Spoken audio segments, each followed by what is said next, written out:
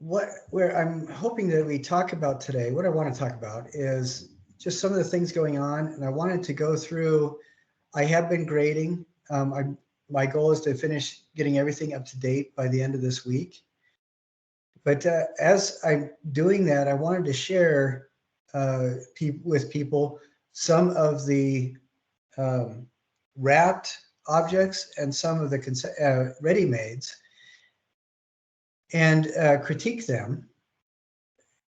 I haven't looked at them. I've looked at a couple and they were really impressive to me. But I want to talk to talk about this to people. And then Abby has finished her report on her artist, and she's also done a couple critiques. So we're going to watch those. I would really appreciate it. We have 5.5 weeks left, and it's going to be a lot easier on everybody to get these reports and stuff done as soon as they can, sooner rather than later. One of the critiques that Abby did actually is on one of Paula's works. So that's kind of cool. But so we're going to go through there. We're going to talk about each of those presentations. And I'll remind people a couple of times you get extra credit for getting these presentations done soon. We have all of April, and we have 1.5, almost 2 weeks left in March to get stuff done. And I wanted to get all the grades up to date by this week, so end of this week, so everybody has plenty of time to rework and resubmit if they need to. I want to make sure that that is available for everybody. If there might be an issue with your time and you need me to grade the stuff sooner, email me and I will get on it just as soon as I possibly can. And other than that, we'll just kind of go ahead. Before we start, though, do you guys have any questions about different things? All right. Let's see. I'm going to do a screen share here. We're just going to go right in on the video presentations. We'll talk about those, and then we'll look at the artwork that people have turned in and talk about what's coming up on that. And I have noticed that there have been several people who have been doing assignments that hadn't been turned in yet, and that's great. I grade them as they come in. You're taking this as an online class because for whatever reason, life gets in the way of you participating in a live class, and that's totally fine. And you'll notice that unless you are being a jerk, which nobody in this class has been, you don't get docked any points for being late. It's the due dates are primarily there so you can keep going, and so I don't get a waterfall of assignments to grade in the last week of class. All right, so let's go ahead and we'll do screen share.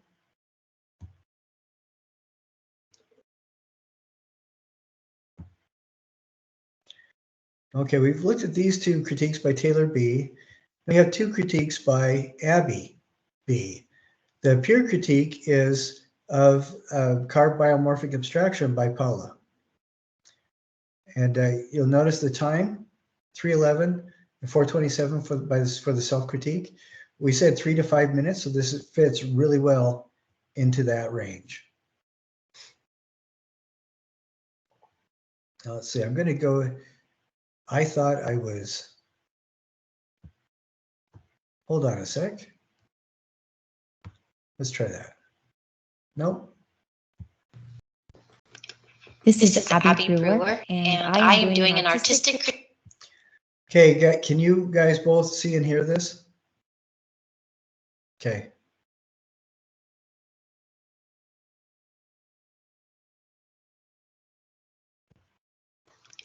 This is Abby Brewer, and I am doing an artistic critique on someone else's work. To describe this artwork, it is a carved biomorphic abstraction made from lavender styrofoam. The artist was very skilled in carving down a square block of styrofoam and making it feel flesh-like and alive. The sculpture has a very organic shape to it, featuring rounded and bulbous appendages. The form of the sculpture appears to have a life form, as I can visualize a head and arms and legs. Each extension of the form has its own unique shape and motion to it.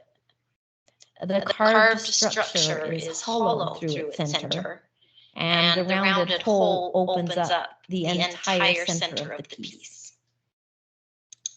To analyze the piece, I feel as if the artist has created a piece that represents power, strength, or satisfaction, as the figure appears to be standing in a wide stance while flexing or dabbing. The rounded and bulbous appendages evoke a sense of growth and vitality, enhancing the sculpture's visual impact. The centralized negative space carved out of the center draws focus and adds depth and intrigue. This area seems to be representing the heart and a source of strength, of life, and movement to the figure. My interpretation of this biomorphic abstraction is that it symbolizes the essence of life and vitality, with its hollow center representing the heart as the driving force behind movement and existence. The figure stance and pose suggest a feeling of power or satisfaction, inviting its viewers to reflect on themes of resilience and self-assurance, as well as their own life source. My evaluation is that the sculpture's smooth and rounded extremities evoke a sense of growth and strength, while the figure's wide stance and flexing pose suggest power and satisfaction. The negative space of the center of the sculpture serves as a focus of symbolic representation of the heart, the life source, portraying it as the source of movement and existence.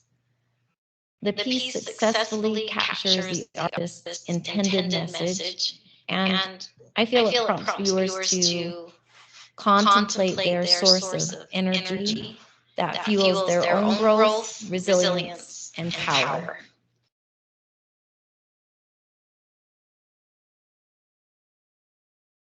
I think that turned out, excuse me, I think that one turned out really well. She likes the piece too. What I like about what she was doing is,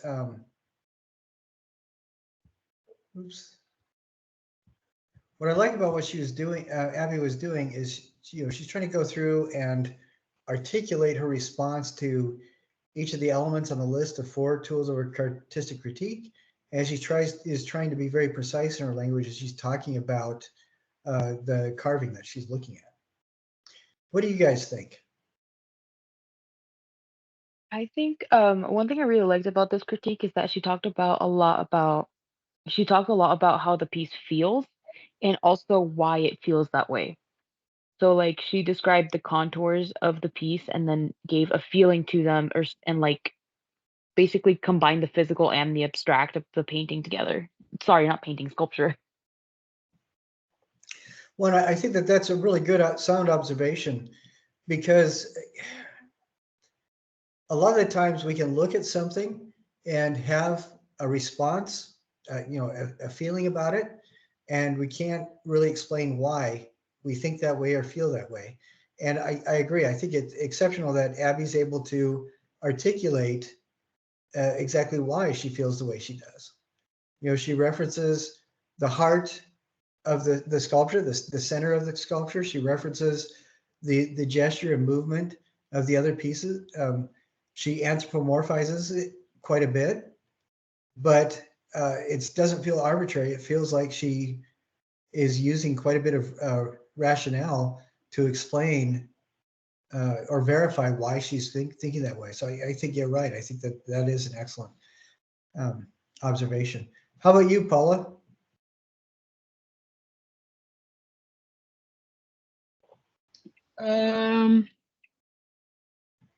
I like that. She seemed like pretty sure of what she was saying. Like there wasn't really any filler words or repetitiveness.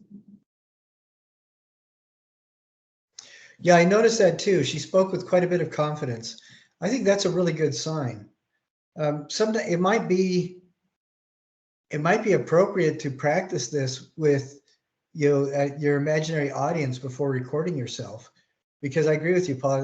That's a really good observation. I think she was very confident. Spoke with a lot of surety, which I think comes from the fact that she's able to articulate exactly why she thinks the way she does. So those are excellent observations. Let's look at her self-critique now.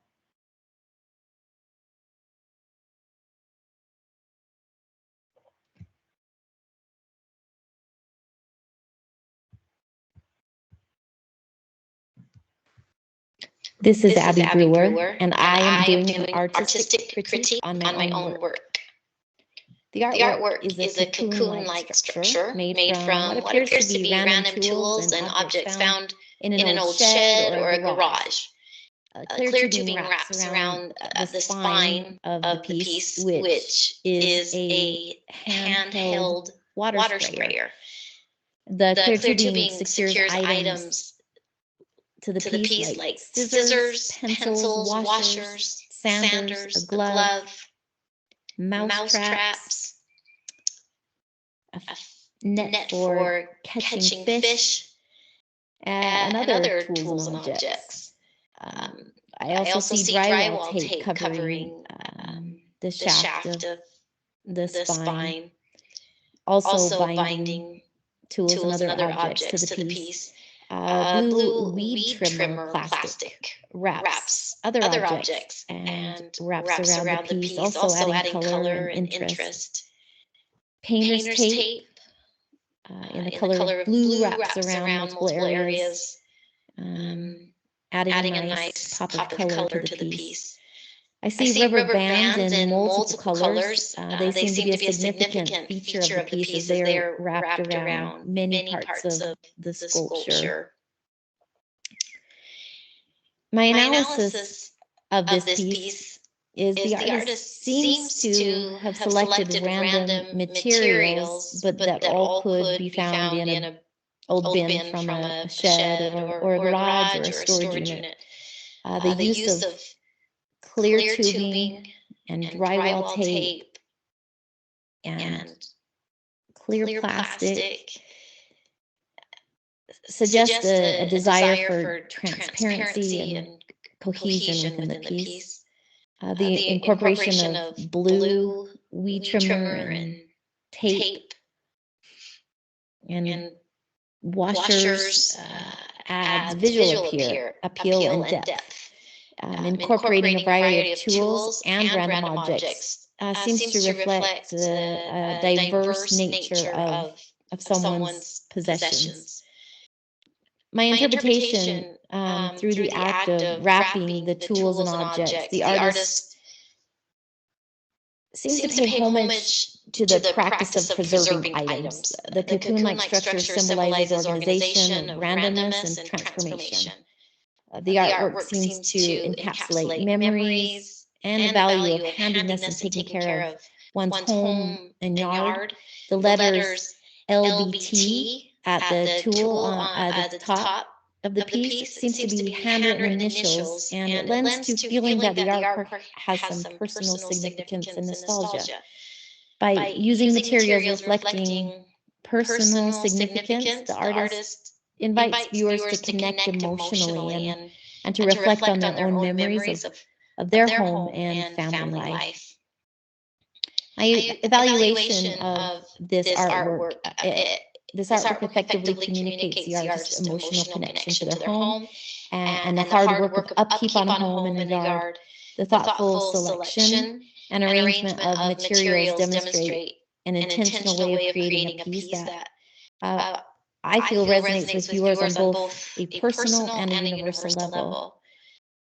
The artist's hope for viewer response seems to reflect a desire to evoke nostalgia and intrigue by using everyday objects that are collecting dust in everyone's sheds or storage units. And creating a visually interesting piece that is fun to explore. Overall, the artwork successfully transforms mundane objects into a poignant expression of handiness and the care it takes to make a house a home.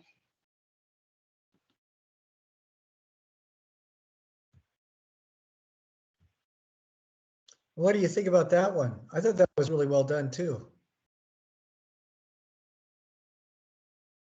Yeah, I think the same. I feel like she did the same thing as with the last one where she really articulated like why she felt the way she felt about that piece. And she also like was very good at the description portion of the critique, in which she literally laid out every single piece and every component of what made up her work. Yeah, very, very precise. How about you, Paula? What was your takeaway?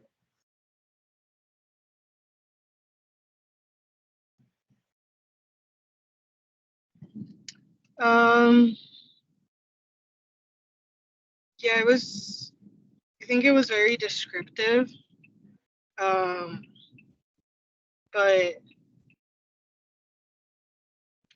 like it kind of felt like, I don't know how to explain it. She was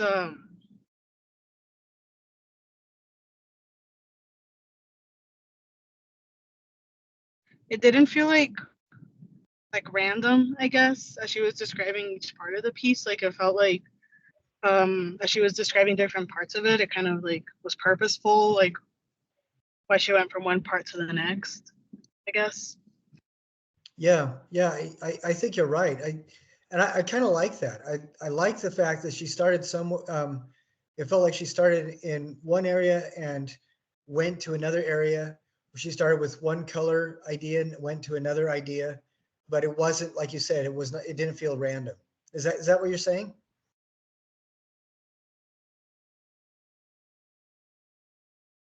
Yes. Yeah, I like both of those observations. And I agree with you. I think she did a really good job. I'm gonna use the opportunity to again invite everybody to submit their critiques as soon as they possibly can. If you get them in by the end of March, you get serious extra credit. And it's really nice, I think, when we start having them come in, we will watch them during class so that everybody can see them, and then you can also watch them on your own. But one thing that I'm really appreciating seeing is that everybody who has submitted the critiques has been using that worksheet, the outline of the 4 tools of artistic critique that everybody has, and they've just gone right down the list. And I really appreciate that. A lot of the times it's difficult to articulate what we see or think about something when we don't have a framework to work with. And if we have a framework, if we use a specific framework, it's a lot easier to articulate our ideas. And if we have a more precise vocabulary, it helps us to think more clearly as well. And these are really good things, not just to talk about other people's work, but to talk about our own.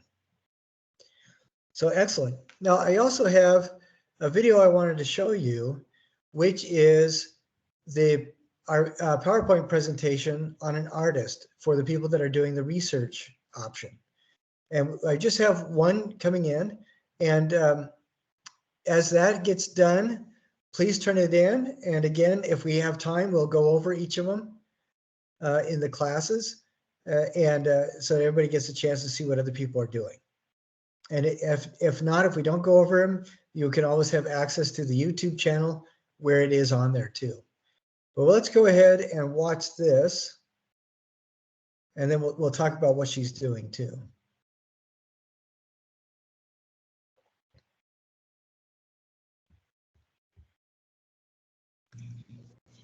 Janine Antony, a renowned artist known for her thought-provoking art. Antony titles her website Immaculate Conception and feels like a fitting title for the messaging she shares with her art. Her work reflects sincerity that speaks to universal truths as it delves into complex themes that evoke deep and personal emotions. Antoni explores issues of identity, femininity, and the human condition. Janine Antoni was born in the Bahamas and received her formal education in art in New York City. Her birthplace in the Bahamas infuses her work with a core of unique cultural perspective. Her education and influences from the exciting hub of New York's art scene further shape her intriguing body of work that challenge societal norms. Janine Antoni's poignant photograph of her parents donning each other's clothes and appearances offers a profound exploration of gender identity and familial relationships. Through this powerful visual narrative, Antoni prompts viewers to reconsider conventional notions of masculinity and femininity. Artworks Antoni is known for that explore boundaries through art are Lick and Lather. This sculpture showcases self-portrait busts crafted from chocolate and soap, inviting erosion through licking and washing away, blurring lines between preservation and consumption. Gnaw. Antoni uses her teeth to gnaw blocks of lard and chocolate, challenging the boundaries between creation and consumption, and exploring the transformative power of the artist's body. Touch.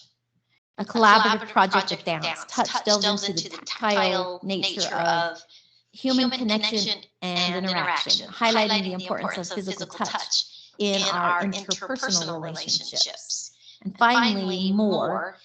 This is a performance piece where Antoni becomes a human mop, using her hair and her body to mop the floor, symbolizing labor and domesticity, while challenging traditional gender roles and expectations.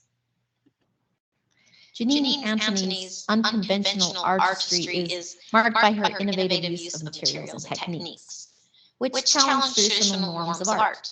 Through pieces like Crowned, she showcases her mastery of unconventional mediums such as hair and bone. She also uses chocolate, lard, and soap in creating thought-provoking and visually captivating artworks.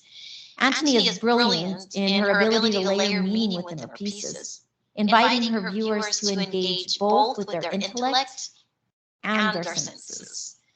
By Antoni inviting us to reconsider our perceptions and engage in deeper dialogue with her creations, she pushes the boundaries of what constitutes art. Antoni's feminist stance is powerfully depicted in her artwork, Lick and Lather, from 1993. In this series, Antoni crafts sculptures of herself using chocolate and soap, inviting viewers to interact by licking and washing them away. This provocative act challenges societal norms regarding beauty and the female form. The decay of the sculptures disrupts conventional expectations for the permanence of beauty, prompting viewers to contemplate body issues and identity. Through Lick and Lather, Antoni offers a poignant critique of societal standards, advocating for the reevaluation of femininity and beauty in a contemporary culture. Janine Antoni's artwork, Gnaw, from 1992, intricately captures her exploration of the human condition. Through meticulous gnawing at blocks of lard and chocolate using her own teeth, Antoni blurs the lines between creation and consumption, beauty and decay. This intimate act invites reflection on themes of desire, bodily nourishment, and transformation, while also shedding light on issues like eating disorders and body dysmorphia. Gnaw prompts profound introspection on the fragility of existence and the primal urge for sustenance, offering a unique perspective on the complexities of the human condition. In these examples, the artist explores the depths of the unconscious through her series Slumber. blending performance, sculpture, and the exploration of the mind. These artworks highlight the intricate relationship between the subconscious and the body's interactions with its surroundings during sleep. By delving into the unconscious mind while in the realm of slumber, Antony invites viewers to contemplate the mysteries of our innermost thoughts and experiences. Through slumber, Antony offers a mesmerizing journey into the depths of the human psyche and provokes introspection. The artist Janine Antony's artistic brilliance leaves a profound impact on contemporary art. Through her unique perspective, she challenges societal norms and reshapes how people perceive art and society. Her piece 2038 is an example where Antony addresses the passage of time and the interconnectedness of human experiences through a sculptural exploration of the human brain. This artwork exemplifies Antony's ability to provoke thought and transform perspectives, solidifying her influence on the contemporary art landscape.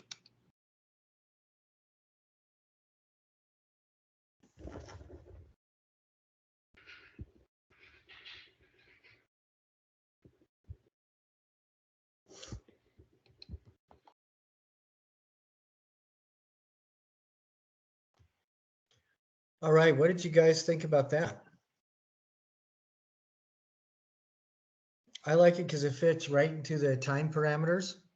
It's a little bit longer than the other two things that she did, but that's totally fine. I did not feel like it was at all too long. It would have been nice. This is one of those where it would have been nice for her to even do a little bit more. I mean, that wouldn't have been bad because this artist, the way she presented it, I thought was really interesting. Talking about Janine Antony. What are you guys' perspective? I think my favorite thing was about that biography about Janine Antony is how she went into detail about not all of, but like a lot of her most important works or her most notable works. And she went into detail about what they represent and described what the works were because a lot of her works did have like a visual element to it. Like not only with a picture, but you needed to like watch it happen. So I really like that she went into depth and like described the act of the art itself. Yeah, I think that's really good. And she didn't do that with a lot. She did that with like 6 or 7 maybe. And that was really nice. How about you, Paula? What one thing did you like about what she did? I like that with the presentation, the visuals that she had weren't like taking over the whole presentation, I guess. They kind of just added to what she was saying and it like paired together really well. Yeah, I really appreciate that too. The visuals were there to kind of push the narrative along and to support the narrative rather than to be like entertaining and attention grabbing. So I thought she did a really good balance of that. That's excellent. Another thing that I really like is that this was not a report on her entire life. You know, she talks a little bit about that in the first slide, but the rest of it is all about the artist's work and some of Janine Antony's expressed views regarding her work. And I really appreciate that because anybody can go through and write down a bunch of facts about the artist's life. I think it really shows that you know what you're doing when you talk about the artwork in such a way that it's very clearly defined, and you come away with a sense of understanding why Janine Antony did the things that she was doing. You know, I thought that was really well presented. That was nicely done. Well, I'm going to go through now, and well, I want for sure to look at the carved biomorphic. I'm sorry, not that. Well, we could talk about the two later, but I want to for sure talk about Readymades. and then the wrapped or colorful cocooned or wrapped object. Let's see. And I'm trying to pull things up here. Okay.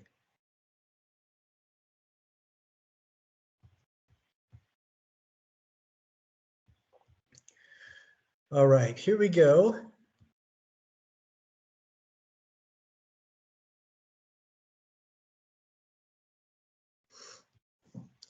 All righty. For this assignment, you're supposed to take an innocuous object, describe what it was for, the new context you're giving it, including the title, and why what you've done justifies itself as art.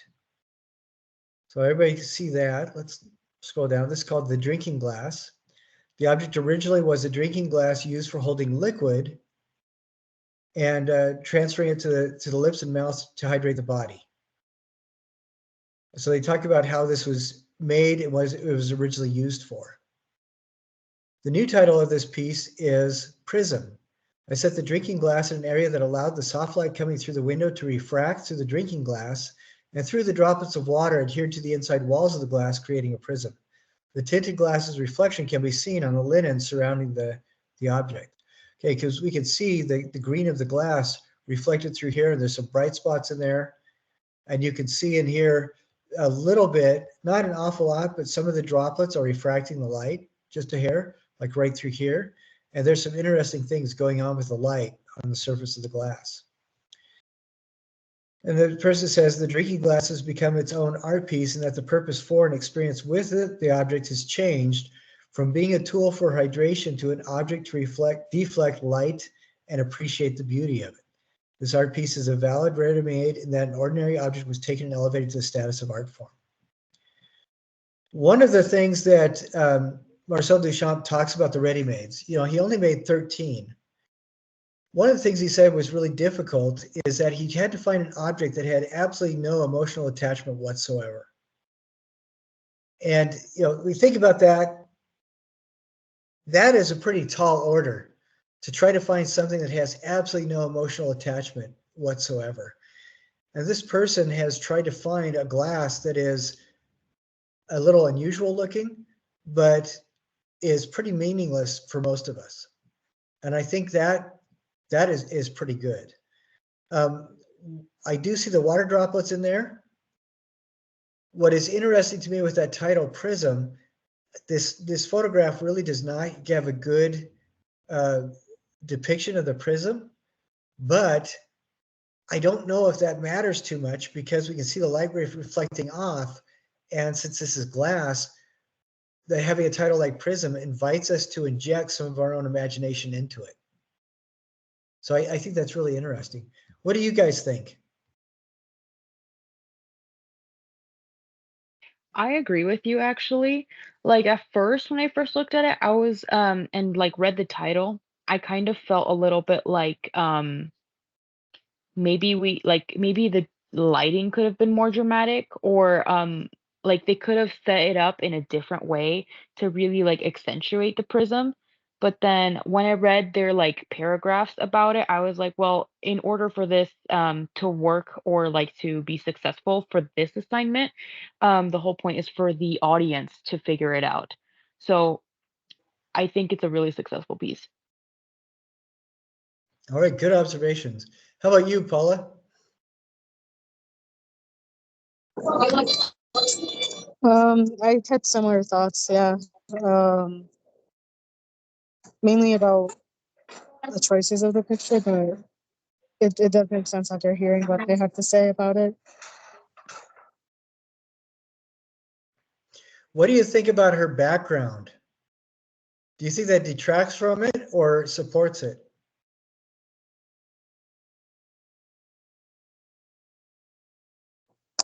I'm not sure. I feel like it is interesting with the background that there's like that line being made like down the middle. Yeah. I don't know. Something that's distracting me. Actually, now that I think about it, thinking about that line, but yeah, I don't know. I thought maybe some like the, I think it was Diana that said something about more dramatic lighting. I was thinking that, yeah, could work better, but I do like it now. Well, and I like your observation about that line going through the back of it. You know, a prism kind of distorts things and changes perspective. And with that line of those linens going behind the glass, it's obvious that the quality of the line is changing as we look at it through the glass. So it's almost like it's a different way of examining the idea of a prism. So I think that that's really, really pretty interesting. But this is one of those things, I agree with you, Paula, that your perspective does change when you read what the artist has to say about it, doesn't it?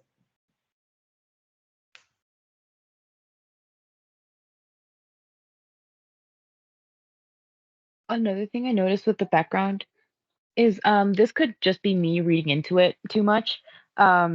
But I do see, like, usually with representations of prisms, you notice that in representations of prisms, like in most like scientific textbooks and everything, it's always represented by like a triangle going through and like the light Right. coming out of a triangle. This is almost like the reverse. So it's like the line leads into a triangle at the end of like the sheet on the glass. Yeah, and I think it's really kind of interesting because as like a prism separates things out, in this case, the view kind of is a little bit more distorted rather than separate. So it's almost the opposite of what a prism does. So I think that that does add another level of interest as well. So yeah, very interesting. Okay, I'm going to go to the next one and see. All right, here we have. Here's the object. I'm sorry, we can't get the image is a little bit long, so we can't see the whole thing. It looks to me like this is an upside down clay bottle. So let's see. Okay, the object was originally a vase used for holding fake or real flowers inside of it. Its purpose is to be a decoration in a home in this time period. Yeah, it does look kind of older, doesn't it? Its origins could have been a vase that was used to just simply hold water for people to drink out of or pour from.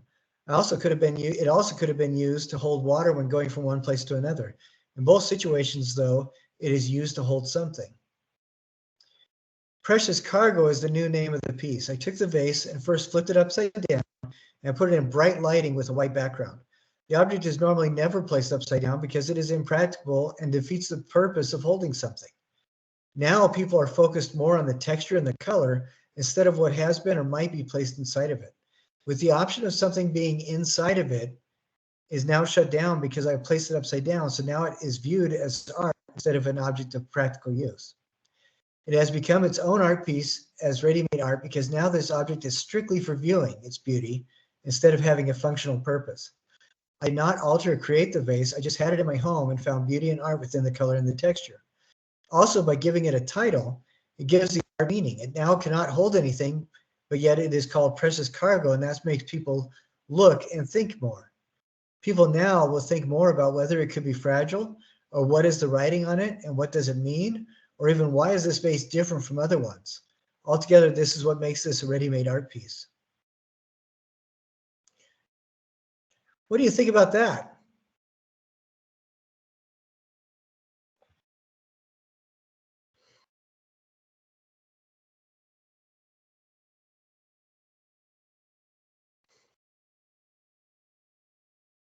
This kind of bottle is really common for storing a lot of things from the end of the 18th century all the way up to about 1920s, 1930s, close to World War II. So for a long time, this kind of thing has been used as a storage bottle. And by itself, you know, it's not designed to be aesthetic, but by itself, it is really a very interesting structure.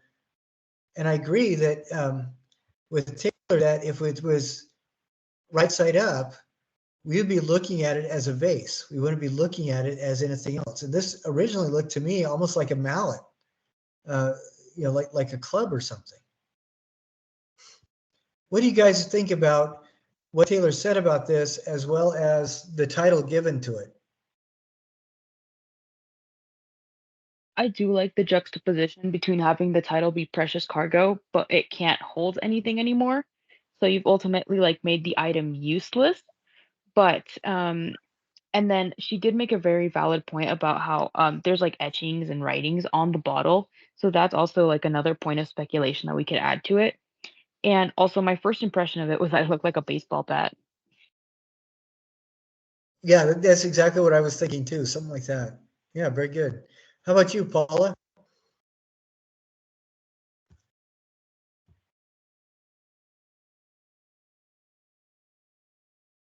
I think my favorite part of it was turning it upside down to take away its purpose instead of just like um, I don't know, it could have been like broken or plugged or something, I Right. guess, to lose purpose. So I think turning it upside down was interesting. Yeah, and I agree with you. I think that that's really kind of fascinating because it was the simplest thing that she could do, turning it upside down. And it completely defeats the purpose of it as a practical object. So it has to be viewed in a different way. Yeah, I agree with you. Good to see you, Abby. How much of this were you able to catch? Hi, sorry I was a little late jumping on. I jumped on when we were talking about the last image. Oh, okay. What are your reactions to this piece, the precious cargo? I feel like what I find interesting in viewing this piece as a ready-made is my attention to the detail of the pottery of it changes to where I'm paying more attention to. I feel like the lines and the shadows in the lines and the beautiful way that the glaze kind of drips up now to the base of it. And I think just that's what made me think about it, is that if that were turned up, sitting on the floor, I wouldn't pay as much attention to the details of the lines around it and the way that the glaze is dripping. But where that's on top and more in my line of eyes view, I just view that whole part of it different. Yeah, I think it's really fascinating because in that simple change and giving it a simple title, it completely transforms how we approach it. And I think that that's pretty amazing. Because like you said, there are things about it that I'm looking at that I probably would not be as interested in looking at if it was functioning as a vase, for example. Yeah, excellent observations.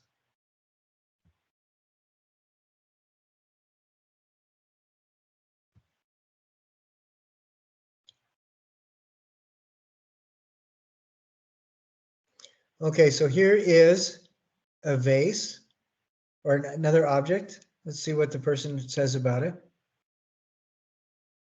This is a vase that I bought from Target that originally was either meant to be just a decoration or meant to hold some kind of flowers, which it might be a little short and wide for that. It's hard to really know its origin or even guess it because it was from the dollar section at Target, but if I had to guess, I would think maybe some kind of small business made it. The new title I'm giving it is Candle Holder. I have a lot of candles in my house, but not a lot of places to store them. I bought this and recently decided to use it to hold one of my candles. I still use it as a decoration, which is what it was meant to be, but I decided to put a candle inside of it to change how I viewed it. This has become its own art piece because I was able to take it and make my own different use out of it. What makes it a ready-made work of art is that I didn't make it, and there are so many things I could use it for. I could use it as a decoration, use it as a candle holder, I could put flowers in it, use it as a pot for paint, use it to put coins in, keep my keys in, etc. There are so many different uses for this, I believe that makes it a valid ready-made. Well, I think that this is an interesting idea.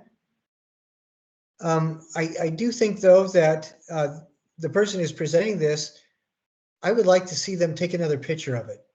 And what I would like to see in that picture is it in its own setting without a hand and having a candle inside of it. Maybe a candle that just peeks up right there, because I think that that would really tie it in a lot better to the description that they're giving. So what do you guys think about this piece?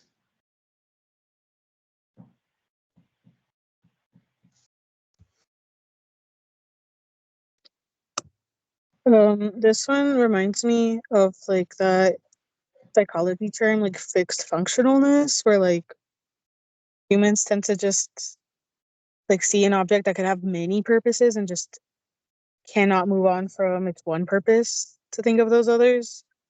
Right. So this is like the opposite of that, I guess. So you're talking about there. It seems to be that they're addressing that idea of fixed functionality by making Yeah. it into something else and then proposing lots of other uses. Yeah. All right, I think that's a really good observation. Excellent. How about you, Abby?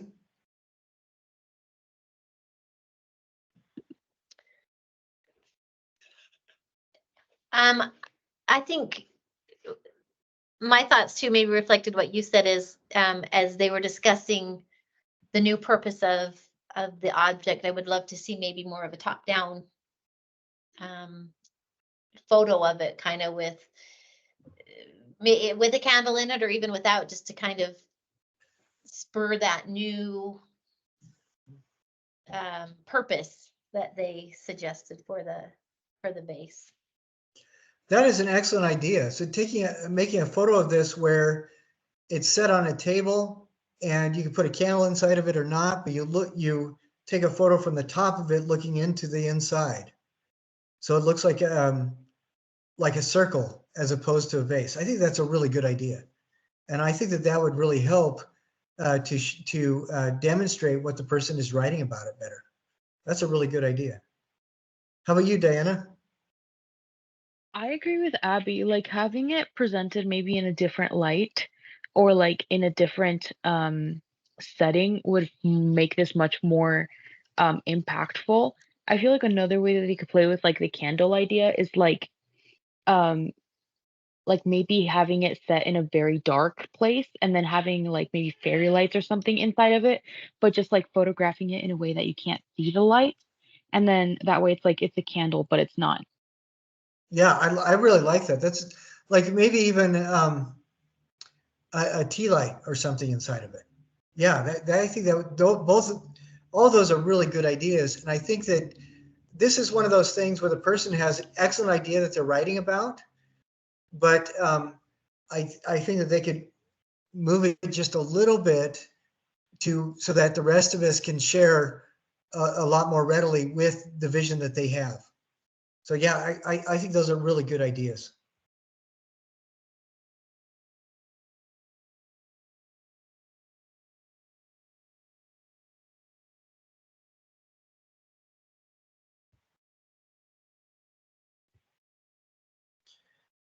Okay, this is another object. This is called faulty cup. The object was originally a pencil holder. Because it's a sturdy material, it can hold all sorts of office supplies like scissors and blades in addition to pencils and pens. The pattern is also a way to see into the container to find a preferred writing utensil quickly. It's likely a part of some cutesy college girl study set, judging by the color and pattern in the metal. I'm absolutely certain that statement is not autobiographical whatsoever. I decided to name this piece the faulty cup. How many times have we seen a cup or mug being used to hold pencils on a desk or in a kitchen? I thought it would be funny to imagine trying it the other way around and using an actual pencil holder as a cup. But of course, due to the geometric holes in the edges, the water spills right out. I think, this is something that I just noticed. You see right here, the water in the photo? Can you guys see that? They're pouring water into it, and then the water is spilling out right on either side. I think that it becomes its own art piece in a couple of ways. The intriguing pattern of the pencil holder was already interesting in itself. I altered nothing about it, and it came from the manufacturer just like that. But what takes it to the next level is seeing the water pouring out of those interesting shapes and spilling out around the holder.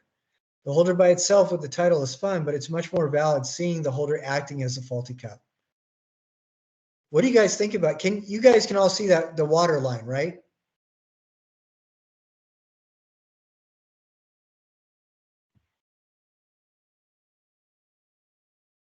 I think this is also a great idea. I feel like maybe it would be even more more successful as a video because it could show you the water flowing out of the cup. So I think that would be a fun thing to explore. That's a really good idea. I like that quite a bit. And I'm thinking maybe using doing a video where you're actually the video is several different things being poured into it, like milk and tea and soda pop and water, as well as other material too. You know, things that are normally used for a cup, soup even. I think that'd be really fun to make a short video like that.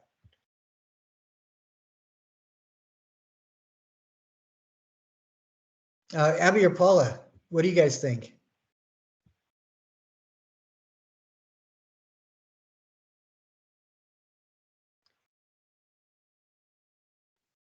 This one feels kind of similar to that other one where they turned the bottle upside down. And how I mentioned that I thought it was interesting that they turned the bottle upside down instead of breaking it. This is like another solution with Right. like the same idea. Yeah. Yeah, it's the idea of working with the irony of the purpose of an object. Yeah, I think that's a really good observation. What do you think, Gabby?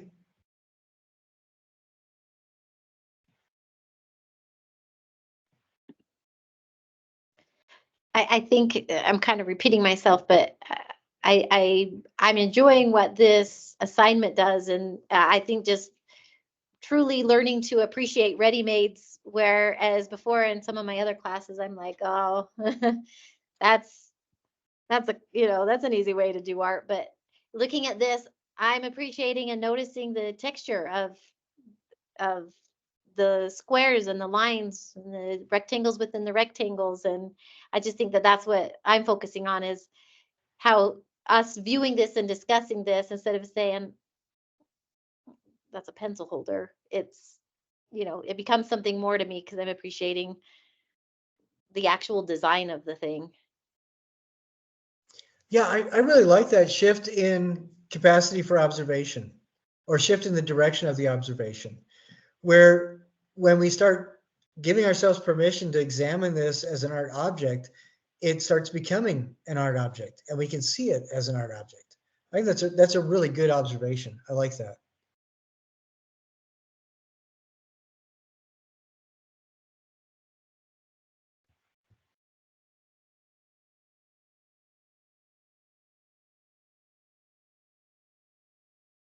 All right, this is really an interesting one, where the artist has made almost an entire environment for this.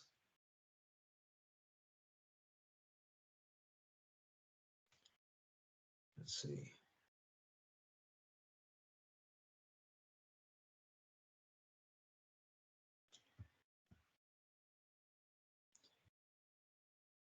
Okay, in the image pictured above is simply a pair of shoes. To be more specific, one of the more popular platforms Converse designs is named Runstar Hike. Oftentimes, this specific shoe is sold out and is known to be one of the best-selling Converse designs. Knowing this information leads us to the fact that this specific sneaker in particular is incredibly common and easily spotted by the average onlooker in the streets. It is also applicable to note that these shoes have a retail value of roughly $110, putting it in one of the higher ranges of price when considering sneakers. This object was also originally pristine. The shoes shown above appear to be incredibly beaten up, with tears appearing in stress points on the fabric. So you can see that they do look like they're used instead of retaining their collectible status.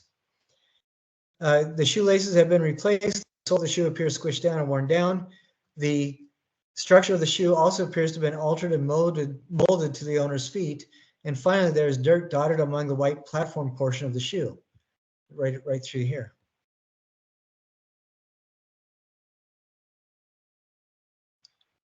The purpose is obvious. These are stylish shoes meant to be worn for casual yet fashionable events, and yet it appears this owner has taken the pair of shoes on excursions of a tougher caliber. They appear to have been worn endlessly to the point of no longer looking functional or comfortable. Knowing all the details of the shoe, the question remains, why are they now shown to us in this condition? I've given these shoes the title Discovering the Self and have placed them in a quite precarious situation. I've also created tension in the imagery by having the shoes hanging by a thin piece of yarn, as well as kept them in the right plane of the photo. So right here. Furthermore, I purposely utilized dim lighting for this photo, as well as emphasize the shadows within the photos. The goal is to create a sinister and precarious feeling within the work. I've utilized a cool blue light to further enhance this feeling, making the image feel cold and lonely. There's also a faint indication of shadows behind the main shoes, which are hanging, and in my opinion, further integrates the viewer by creating an imaginable space. Finally, I've also taken a second photo of the shoes and merged it with the main photo and created a faint ghost-like impression of the shoes in a much more stable pose on the bottom left corner of the viewing space. So we have three different perspectives on the shoes. This image, the shadow, and then the shoes photographed. These shoes have been turned into art, the situation in which they have been placed, as well as the title of the piece. The title forces the viewer to try and find further meaning within the photo and to attempt to discover more about the shoes, further questions arising about the nature of the shoes and who they belong to, trying to garner clues about how that setting was created, and most importantly, why. I believe there is nothing more personal than a shoe. A shoe can tell you a lot about a person. Shoes often indicate personal style, what leisure activities one engages in, what type of work one has, even the exact places one has been, if one cares to look at the specific dirt tracked on the bottom. These shoes are clearly well worn and have accompanied their owner for an incredibly long time, which is evident through the tears, the fabric molded to the person's feet, even showing us how they habitually stand. I do believe this can be termed a ready-made because I did not make these shoes. I may have worn them, but honestly, I've forgotten when. I bought them years ago, and I found them when I dug through my discarded things while in search of project ideas. These have come with a history and have allowed me to uncover who I was back when I wore those shoes. I think this is one of the more interesting photographs being presented. I love this because it all has almost a Man Ray type quality of photography where there's a lot more going on than just a simple documentary short narrative. What do you guys think about it?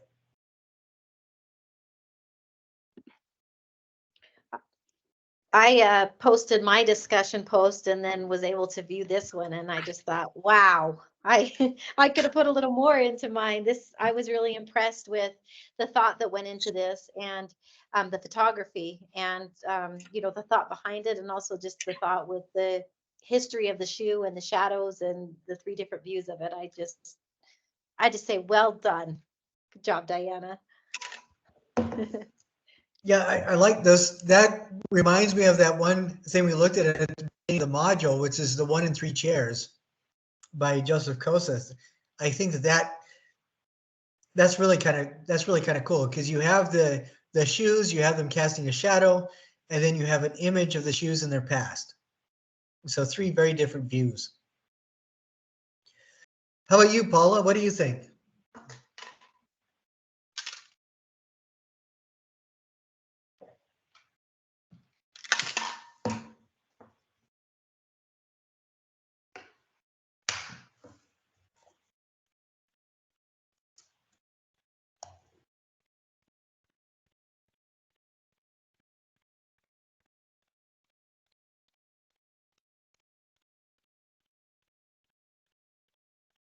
Paula, you want to comment on that?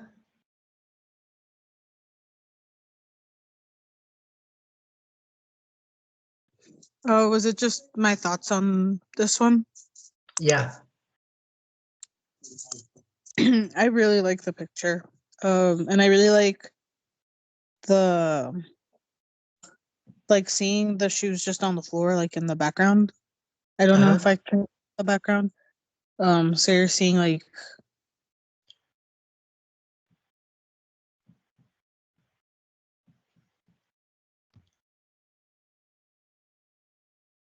I'm sorry, the sound cut out. that you can see both sides of what they were saying about like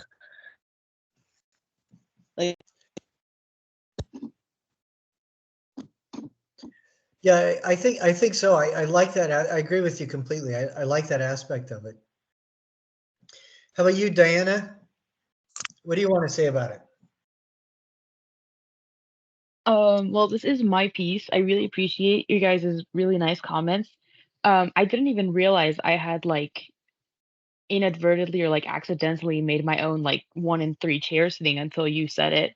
Um, but yeah, I had really fun making this piece. Like it took me a while just to think of like what lighting to have it in.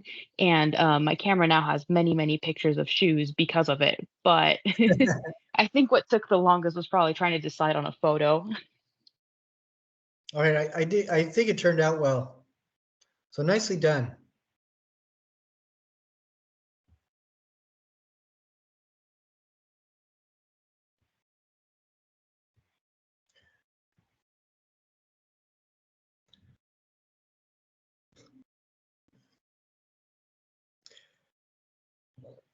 So here's the next one.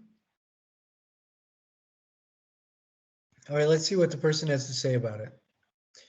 The selected object for this ready-made piece is a pair of bicycle inner tubes. These tubes are typically used in bicycle tires to hold air and maintain tire pressure. They serve a functional purpose of ensuring a smooth and safe ride by providing support and stability to the tires. The origins of these inner tubes can be traced back to a manufacturing facility where they were mass-produced for various bicycle models. The new title for this ready-made piece is Cycle of Life. To transform the inner tubes into art, they are arranged in a circular formation, overlapping each other slightly to create a symbolic representation of the cycle of life. Placed on the concrete ground with soft, natural lighting, the inner tubes are elevated from their mundane utilitarian context and presented as objects of contemplation with a view from above.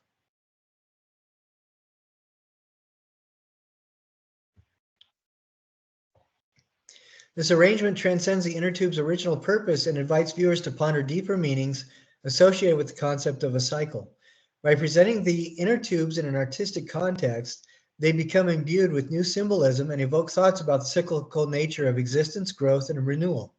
The ready-made nature of this artwork lies in its appropriation of everyday objects and the transformation of their meanings through presentation and context.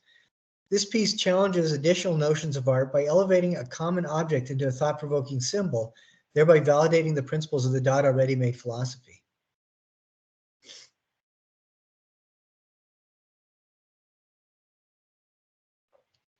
I like the fact that this looks like the beginning of a series too, and this could very well be a series, where it looks like there's 2 images here, but this could be something where you have like a dozen images like this. And I also like the fact that it's not a pristine background, but the surface that it's photographed on has steps of animals as well as people. I think that's really kind of interesting. You know, barefoot for the animals and then shoes for the people. What do you guys think about this? I think it's a great way to get us to think about maybe something that like most people overlook when they think of bicycles. Because when I think of a bicycle, that little piece is not the first thing I think of ever. And then just titling it something like Cycle of Life and having everything interlock itself, kind of like reminds me of like Janine and Tony's like reaction to everything. How a lot of her works are about connecting things and like the interconnectedness of separate things. I feel like this brings a lot of that feeling into it. Yeah, I think that's a really good observation. How about you, Paula or Abby? I think my favorite part of this piece are the footsteps that are going in and out of the frames, as you pointed out, and just thinking of that, of how that has to do with the cycle of life, and those tubes or the stationary, as Diana said, just a never ending. But then you have in the backdrop the footsteps that are going in different directions and coming and going, and just it causes me to think deeper about their little synopsis that they wrote about that. So I like this one a lot. Yeah, those are really good observations. I like the little bit of narrative irony where the bicycle tires themselves are stationary and the things around them, like the footprints of somebody that would use them are the things that are moving. I think it's kind of fun to see that. How about you, Paula? What do you think? I don't know if I missed it, but was there a reason for them being different colors, or are they just different colors? I don't know if they're from two different bicycles or what, but it looks to me like it's the start of, it could be the start of a series. Okay. So yeah, they're just I two was different just stuck sets. on it. What's that? Just stuck thinking about the color part of it. Like I wasn't sure if I missed something since the sound was cutting out for me, but yeah. No, I don't think you missed anything. But that is an interesting point. You know, what does the color mean? And I wonder if, like what Abby was talking about, maybe it's just to get us to think about things in a different way. Maybe the why of the color is less important than the fact that we recognize that there is a color there. You know, that things can be different. I think that's really interesting. But I like the way that this is laid out. Like I said, I think that this would be fascinating if this person made a series of like 8 or 16 of these or something. I think that could be really interesting.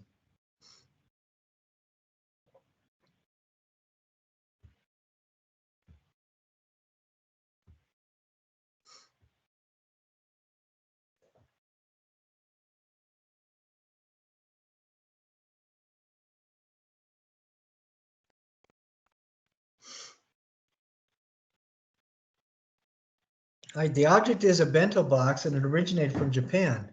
Bento boxes first appeared during the Kamakura period in Japan during the years 1185 to 1333. It is believed that they were first created and used by farmers and merchants to transport their food while they worked. They were originally made out of bamboo and wood, only then evolved to be more elaborate and artistically crafted, often lacquered and beautifully decorated, which were due to the advancements in cooking and preservation techniques, enabling more variety to be stored within the bento boxes. The new title is Balanced Proportions. I changed this ready-made item by taking the plastic portion section of the bento box and balanced it again up against its originally wooden box frame diagonally. So this is balanced right up against the square wooden frame. I gave the bento box new meaning by balancing the section out of the box it represents. The difficulties one can have, I gave the bento box new meaning by balancing the sectioned out part of the box. It represents the difficulties one can have to find or have balances proportions in a good and healthy diet. I also turned the ready-made into a piece of art by the lighting and editing choices I made while photographing my piece. So they're saying that the lighting was very specific and the balance was very specific. What makes this ready-made a piece of art is the meaning that has been given to the piece, as well as the color and lighting and value and shading, and the way the piece was arranged makes the viewer stop and look and consider why it is placed the way it is and what it is meaning. So I would say yes, it is a valid piece of ready-made art.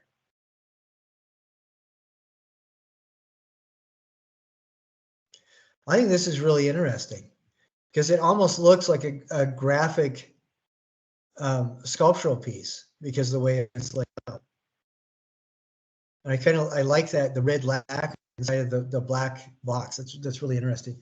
What do you guys think? What are your observations? I also think that the color involved is very engaging, especially with the way that they propped it up. It makes it look more like a modern type of um, contemporary artwork instead of like a conceptual art. Um, and I also find that the idea attributed to it is very interesting because exactly of the juxtaposition of what is that called? Of like the origins of the bento box originally, like for some um um like farmers, like like regular people type of thing, and then putting it with the context of today and how like so much of our food is industrialized and processed. I feel like putting those things together is a really interesting take. Yeah, I think those are really good good observations. Excellent. How about you, Abby and Paula? What do you guys think?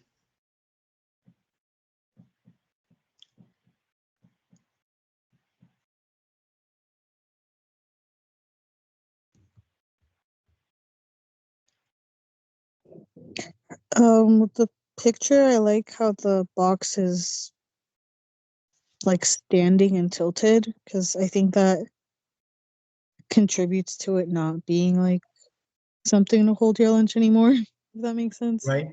Yeah, yeah. I think that's good. It feels like it's almost less stable. It feels to me like there's a little bit more energy. Is that what you're getting? Yeah. Yeah, I think that's a really good observation. How about you, Abby? What do you think about this?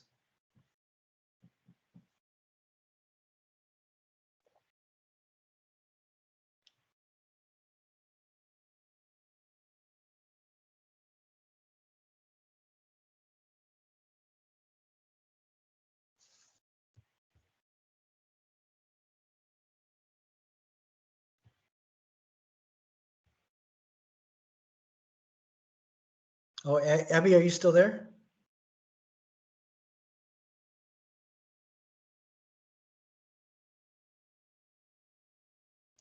All righty, we're going to go on to the last one.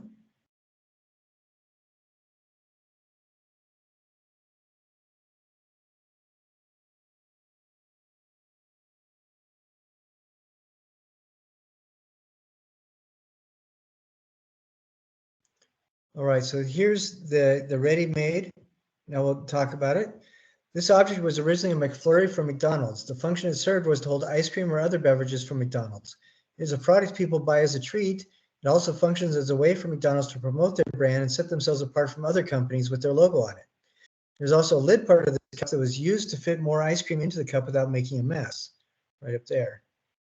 This cup initially served a functional purpose. The origin of this object is from McDonald's. Before coming from there, I assume the cups were manufactured in a factory from paper and plastic materials. The new title for this object is called sugar. To give this object a new meaning, I set it beside a different object, a pile of fruit. By doing this, the viewer tries to figure out how the two are related. These are both things that have a lot of sugar, are colorful, and can be eaten as a treat. By being set next to something else, the meaning of the original object changes because we are associating it with something else. The object was a found object that was already made or already made. It has become a new work of art because the new meaning and concept is created by what it is placed next to. The context is changed, which sparks new ideas about what it could mean. By placing it next to a pile of fruit and giving it the name sugar, some might question their own health and what they are putting into their body. Are you taking in sugar through processed ice cream or natural fruit? This has become a conceptual piece of art because the concept is the most important part of the work. I think that's a really valid description of it. I think it's interesting. There's a certain amount of tension between this and the fruit, but I think what I would like that I think might be a little bit more dynamic, and maybe I'm wrong. Maybe, I don't know what you guys think, but by maybe putting this right here where that strawberry is, and maybe putting a strawberry on the other side, so this is more engaged with the fruit right there. Or maybe even having the fruit look like it's surrounding it or coming right behind it. I think that might tie it together a little bit more closely. But I do think that this is really interesting. And it isn't that interesting without knowing that the title is sugar. I think the title really makes it and allows it to function as a piece of art. What are you guys' observations? I am still here. I just, for some reason, I could hear you, but I couldn't get my microphone to work. So sorry about not answering your last question. Oh, I think the title, pardon? That's no problem. What do you think about this work? I think the title makes it too. I think it causes you to reflect on, the importance of how we get our sugar, and I also agree of, maybe somehow merging the two, the fruit and the McFlurry together, maybe even having fresh strawberries coming out of the top of the cup or something like that. But I like the idea. I'm sorry. I'm done. Okay, because I think you're right, and I think it would be interesting to do something to engage that cup a little bit more actively with the fruit. You know, whatever that looks like, it might be interesting. Because I like the juxtaposition between the two, and I think it would be more interesting and engaging so that they aren't separate. You know, because you're going to read them as separate things anyways because of all the associations we have with that McFlurry cup as opposed to the fruit. But yeah, I think that's interesting. How about you, Diana and Paula? What do you guys think? I think the title's interesting just because like the whole thing is about how different the two things are, but sugar is like the one thing both items have in common. You like they're whole different sugars, but it's their one common ground. Yeah. And they almost appear to be in a combative stance with each other.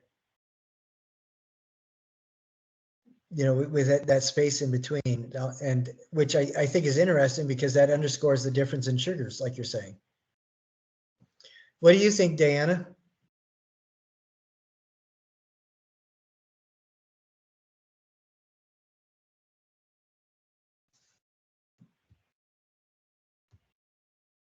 Sorry, I'm here. Um, yeah, I think the same thing. I feel like both of these are like divisive in and of themselves, just because of the social connotations to both of these images. So I feel like maybe meshing them together a little more, would make this a more powerful piece. Yeah, I think giving it a little bit of strength. I really like, we've only seen like 8 of these things, but I really appreciate how much everybody is thinking about their ready-mades. Because, and Diana, was it you that said that you've taken other classes where they touched on ready-mades and it just wasn't that interesting? Was it you or Abby? Because I thought somebody had said that they, what's that? It was me. It was Abby. Yeah, it was me. I think that a lot of the times what's missed is the fact that the people that developed the ready-mades, you know, primarily Marcel Duchamp, he kind of retired from art so he could pursue a career as a professional chess player, believe it or not. But he really depended on having kind of an intelligent conversation with his viewer. And so for him, it was a way of engaging philosophical consideration. And so the ready-made was never a way to do something that was easy. It was never a way that was intended just to irritate people by, you know, for everybody getting angry at him for pretending to be an artist. It was always for him something to make people think about the world that they dealt with every day that nobody really cared about. And I think that's really fascinating. What really makes me happy is from what you guys have done, everybody is engaged it in that way. You know, as a cognitive exercise, trying to find the art in the absolutely normal, completely ubiquitous everyday item. And I really appreciate that, what I've seen from people. Well, that's about it, the time that we have for today. And I think next week, I want to do this some more with the wrapped objects. And we'll get more into other presentations and things like that as well. So again, for anybody who is watching this later on, please do the best you can to get your critiques in as soon as you can. You will get extra credit through to the end of March if you get those in, and we will look at them as much as we have time for each class period. Does anybody have any questions about the things that you're working on or the things that you see?